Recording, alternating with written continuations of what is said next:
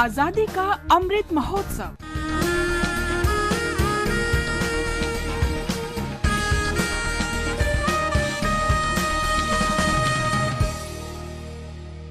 Azadi ka Safar with AIR News. Birth of a Nation. India's glorious freedom struggle is one of the greatest struggles the modern world has ever witnessed.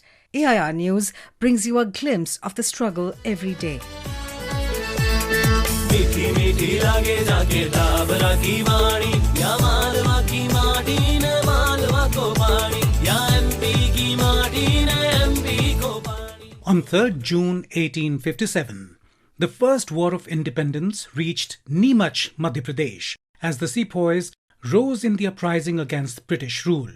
A brigade of native Bengal troops stationed at Neemuch mutinied and marched to Delhi. Neemuch was the most southerly place to which the uprising extended.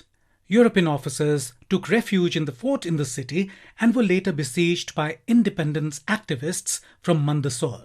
The British defended the city until relieved by the Malwa field force. Historically, Neemuch was the location of a palace in the district of the Ajmer province. Originally a part of the territory of Udaipur princely state, it was given to the Scindias in 1768 to pay off debts incurred by the king of Mewar. After that, it became a British cantonment of Gwalior princely state. After the uprising was suppressed, the city became the headquarters of the Malwa.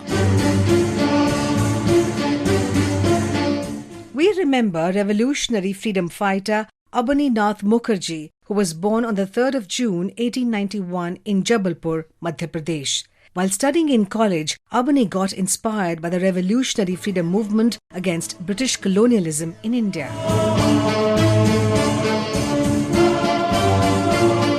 After completing his studies, Abani left India and joined the network of Indian revolutionaries residing abroad.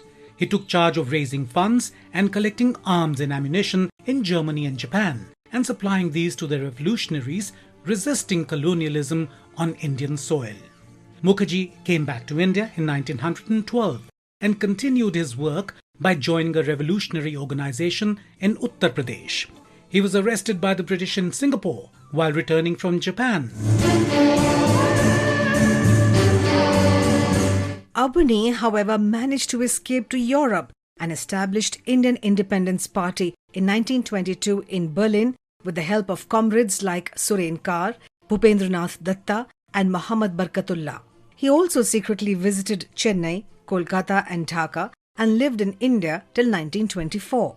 Abani retired from active revolutionary politics and went to the USSR, where he engaged himself in literary works. Abani died in exile on the 28th of October 1937. We salute the great Indian.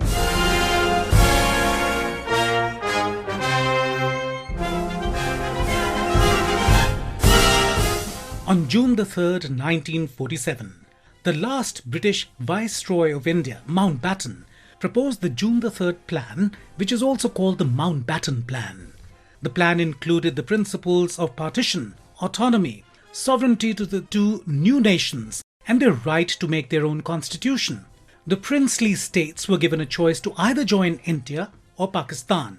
This plan was put into action by the Indian Independence Act 1947, which was passed in the British Parliament and received royal assent on 18th of July 1947.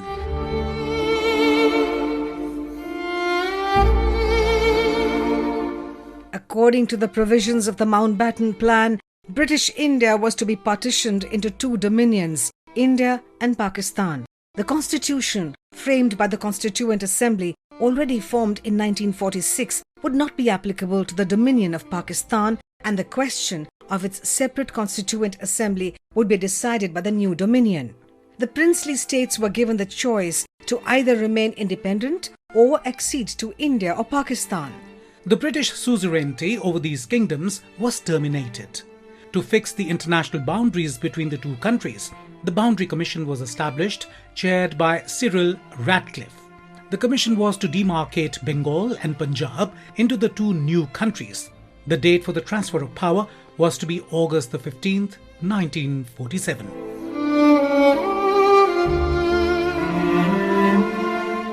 The consequences of the partition continue to affect the new nations and their citizens.